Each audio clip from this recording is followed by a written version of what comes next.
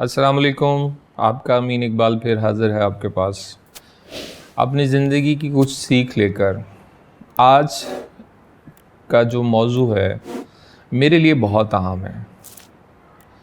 चूँकि मैं ज़ाती तौर पे बचपन में एक कॉम्प्लेक्स का शिकार रहा और वो था एक अकेला बच्चा, इकलौता बच्चा होने की वजह से।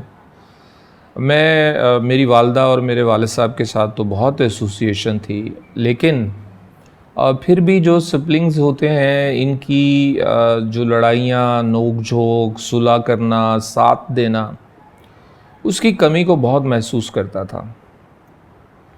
और ये वाला कॉम्प्लेक्स मेरे साथ बहुत अरसे तक रहा और इसका जो नतीजा मुझे जिसका सामना करना पड़ता था वो ये था कि मैं किसी और का एतबार जीत सकूं और उसे दोस्त, उसे भाई, उसे बहन बना सकूं।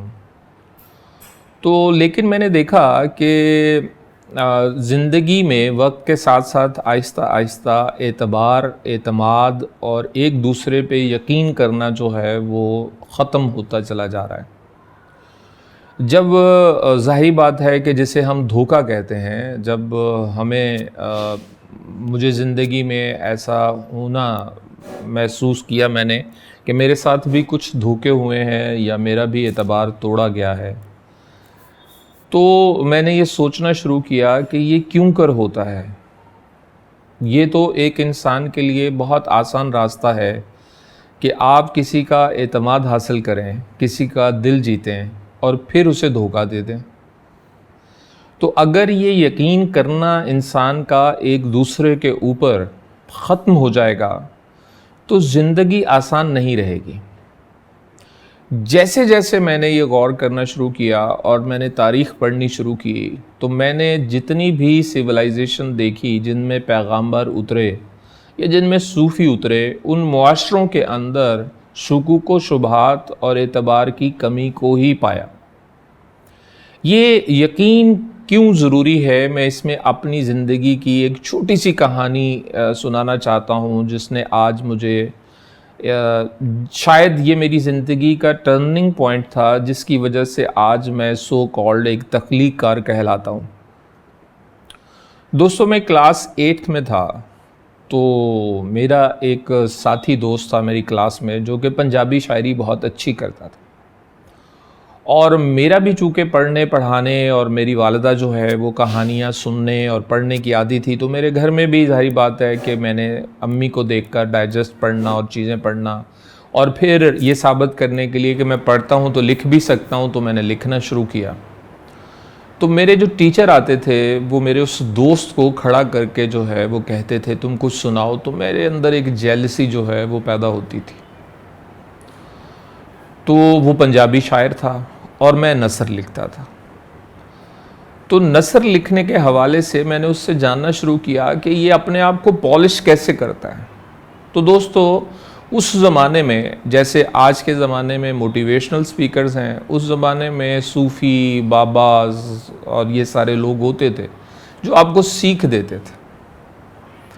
तो उसने मुझे बताया कि यहाँ पे हमारे इलाके के अंदर खेतों के पास एक कुटिया है, छोटा सा बाबा है, तो उनके पास मैं जाता हूँ और वो मुझे जो है वो दुरुस्त भी करते हैं मेरी शायरी को और मुझे सोचने का एक नया एंगल भी देते हैं। तो मुझे लगा कि इसके मुकाबले में खड़ा होने के लिए इसके उस उस्ताद के दिल में उतरना बहुत ज़रूरी है। तो मैंने एक जो है वो बड़ा शदीद अफसाना लिखा जो इसी एतबार टूटने पर था। मैं अफसाना लेकर मैंने उस अपने दोस्त को कहा था कि उस बाबा जी से टाइम ले दें, तो मैं कोई शाम के वक्त उनकी कुटिया में गया। तो वो उस वक्त जो है वो अपनी कुटिया पे मट्टी का लेप कर रहे थे।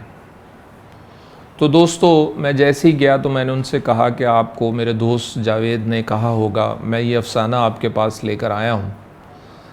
तो उन्होंने मुझे कहा कि ये 2 घड़े उठाओ और जाओ पानी भर के लाओ मेरे लिए, फिर मैं तुम्हें बताता हूँ। तो दोस्तों, जैसे मैंने आपको कहा कि मैं अकलौती औलाद था और अकलौती औलाद जो है वो माँ बाप के लिए बहुत बड़ी चाहत भी होती है, लेकिन अकलौते बच्चे को बचपन से ही पता चल जाता है कि मैंने अपने पेरेंट्स पे इमोशनल अत्याचार कैसे करना है। तो इसलिए वो जो उसे मिलता है अटेंशन, तो वो उसे अपना हक समझना शुरू कर देता है, रिवर्स में नहीं देता। तो ये भी मेरी वालिदा की तरफ से जो अटेंशन मिलती थी, घर में दाखिल होते ही मुझे जो केयर मिलती थी, जो पानी के गिलास पकड़ाए जाते थे, वो मेरे अंदर एक एरोगेंस ला रहे थे और उसका मुझे पता नहीं चल रहा था। और जब उस बाबा जी ने मुझे कहा कि मेरे लिए पानी भर के लाओ, तो मुझे सबसे पहले ख्याल आया, मुझे ये साला कह रहा है कि पानी भर के लाओ। बहरहाल, ना चाहते हुए अपनी ज़रूरत पूरी करने के लिए, जैसा कि हम हमेशा सुनते हैं कि गधे को बाप बनाना पड़ता है, और ये बहुत गलत मिसाल है। जब गधे अपने बाप बना देंगे तो आप भी गधे ही बनेंगे, आप कभी भी घोड़ा नहीं बन सकते। तो मतलब परस्ती और एतबार के टूटने की वजह से ये मुझे उस वक्त जो है वो समझ नहीं थी। मैं वो घड़े उठाकर चल पड़ा और कुआं थोड़ी दूर था, ट्यूबवेल जो कि मोटर से चलते हैं पानी खेतों को देने के लिए, तो वहाँ से मुझे पानी भरना था। और मैं जाते हुए शदीद गालियाँ दे रहा था कि यार ये बाबा जो है वो तो काम करवाता है, ये उल्लू का पट्टा है, इसे क्या समझ होगी, और ये सिर्फ़ और सिर्फ जो है वो बटरिंग करवाना पसंद करेगा, वापस आऊँगा काम कर दूँगा, ये मुझे कहेगा कि तुम बहुत अच्छे हो। और यूं ही मैं मैंने पानी भी भर लिया। और पानी भर के जब मैं लौटा तो दोस्तों उस वक्त सूरज गुरूब हो चुका था तकरीबन, और मुझे काफ़ी अरसे के बाद कायनात से मुलाकात करने का मौका मिला। परिंदे अपने घरों को लौटते हुए बहुत हल्की हल्की आवाज़ में एक दूसरे को रास्ता बता रहे थे। हवा की आवाज़ मुझे सुनाई दे रही थी, और जब वो खेतों के ऊपर से सरसराती जा रही थी, जब वो पत्ते हिल रहे थे, तो मैं उनको देख रहा था। और पगडंडी पे चलते हुए जो मिलन था रोशनी का अंधेरे के साथ, वो मुझे बहुत खूबसूरत लग रहा था।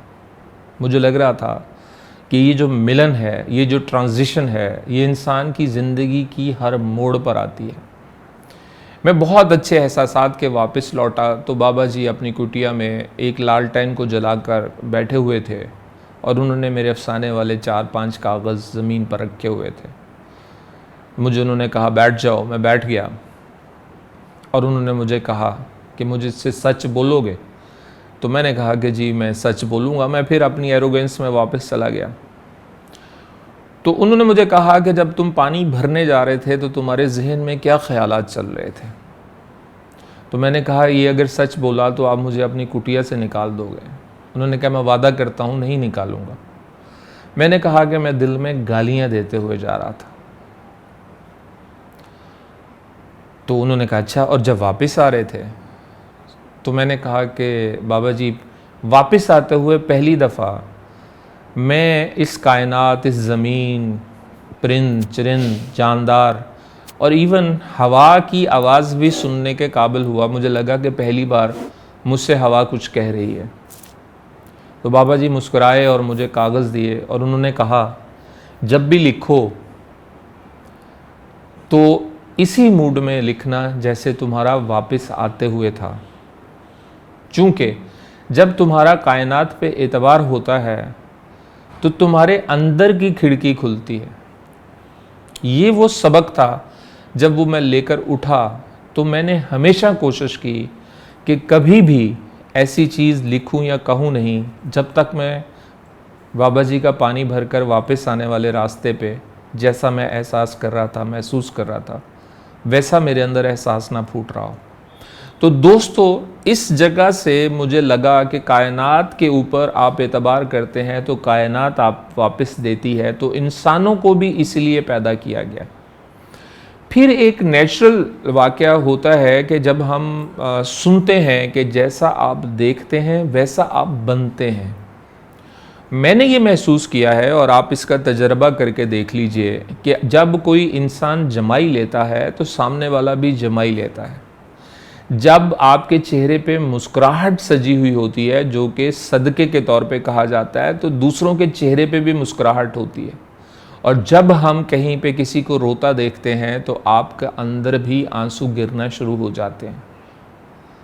इसका मतलब ये है कि आप जैसा देखते हैं वैसा ही आप करते हैं, वैसा ही दूसरे इंसान के ऊपर असर होता है। और जब हम धोखा देना शुरू करते हैं, मुआशरे में एतमाद कम कर देते हैं, हमारा एक दूसरे पे ट्रस्ट नहीं रहता और हम हर वक्त चौकन्ने रहना शुरू हो जाते हैं, तो फिर हम अपना असल सामने नहीं आने देते। और जब असल ख़त्म हो जाता है तो इस कायनात पे पैदा होने का मकसद ख़त्म हो जाता है। आप किसी भी मज़हब के बिलीवर क्यों ना हो, आपको वहाँ पर ईवल ज़रूर मिलेगा, शैतान ज़रूर मिलेगा, जो कि खुदा के रास्ते में, अल्लाह के रास्ते में, भगवान के रास्ते में और जिस भी फेथ पे आप बिलीव करते हैं उसके अगेंस्ट खड़ा हुआ है। और वो अगेंस्ट खड़ा होकर आपका एतमाद और एतबार उस कायनात को बनाने वाले पे ख़त्म करने का टास्क ही लिए हुए हैं। और यही वजूहात हैं कि जिसकी वजह से मुआशरे के अंदर जो है वो अनसर्टेनिटी पैदा होती है, मुआशरे के अंदर एक अनरेस्ट पैदा होता है, मुआशरे के अंदर यकीन ख़त्म हो जाता है और इंडिविजुअलिटी पैदा होती है, यानी इनफरादियत पैदा होती है। मुआशरा इसलिए बनाया जाता है दोस्तों कि हम सब एक दूसरे के साथ हम ख्याल लोग रहें। दो कौमी नज़रिया क्या था? दो कौमी नज़रिया ये था कि मुसलमान जो है उनके लिए एक अलहदा मुल्क होना चाहिए, और जब मुसलमान अपने मुल्क में रहेंगे तो इकट्ठे रहेंगे। जब हम एक दूसरे से एतमाद ख़त्म करते हैं तो हम इकट्ठे नहीं रहते। तो दोस्तों, मेरा ये यकीन है कि एतमाद और एतबार देते रहिए। जो धोखा देता है वो भी वापस लौट कर आता है। ये मत सीखिए, चालाकी जहानत नहीं है। चालाक इंसान ज़हीन नहीं होता। चालाक इंसान बहुत बड़ा गोल अचीव नहीं कर सकता। क्यों? कि 2-3 के बाद उसका इमेज सामने आ जाता है कि ये आज तुम्हारा दोस्त है और कल तुम्हारा दुश्मन होगा। दोस्तों, ख्वाहिश है कि मैंने अपने एतमाद और एतबार को ठोकर लगने के बावजूद भी, अपने कई बार दिल टूटने के बावजूद भी, इस भरोसे को नहीं छोड़ा कि मुझे एतमाद करते रहना है, मुझे एतबार करते रहना है। आप भी करते रहिए, देखिए इंशाअल्लाह ताला नताइज अच्छे मिलेंगे और कायनात आपका साथ देगी। सपोर्ट कीजिए, सपोर्टिवेशनल रहिए और एक दूसरे का साथ दीजिए और एतबार को बरकरार रखिए। इंशाअल्लाह एक नए टॉपिक के साथ अगली बार फिर। अल्लाह के हवाले।